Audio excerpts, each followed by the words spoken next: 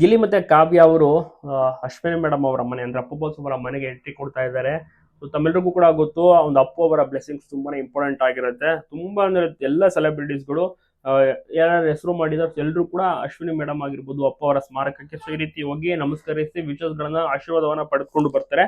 ಗಿಲ್ಲಿ ಮತ್ತೆ ಆ, ಕಾವ್ಯ ಅವ್ರಿಗೂ ಕೂಡ ಅಷ್ಟೇನೆ ಅಪ್ಪು ಅವರು ಅಂದ್ರೆ ತುಂಬಾ ಇಷ್ಟ. ಸೊ ಅವರ ಒಂದು ಸಿನಿಮಾವನ್ನ ನೋಡ್ಕೊಂಡು ಬೆಳೆದಂತವ್ರು.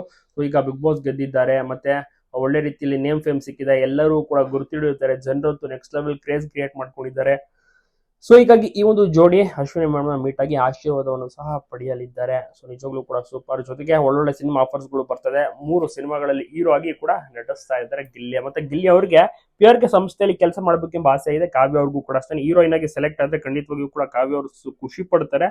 ಅದಕ್ಕೆ ತಯಾರಿ ಸಹ ಆಗ್ತಾ ಇದೆ. ಇನ್ ಕೇಸ್ ಹೀರೋಯಿನ್ ಆಗಿ PRK ಸಂಸ್ಥೆಯಿಂದನೇ ಆಫರ್ ಸಿಗುತ್ತೆ ಅಥವಾ ಬೇರೆ ಒಂದು ಸಂಸ್ಥೆ ಅಂದ್ರೆ ಪ್ರೊಡಕ್ಷನ್ ಇಂದ ಆಫರ್ ಪಡೆದುಕೊಳ್ತಾರೆ, ಕಾದ್ ನೋಡ್ಬೇಕು. ಒಟ್ಟಾರೆ ಕಾವ್ಯ ಅವ್ರಿಗೂ ಕೂಡ ಸಿನಿಮಾ ಆಫರ್ಸ್ ಬರ್ತಿದ್ಯಂತೆ.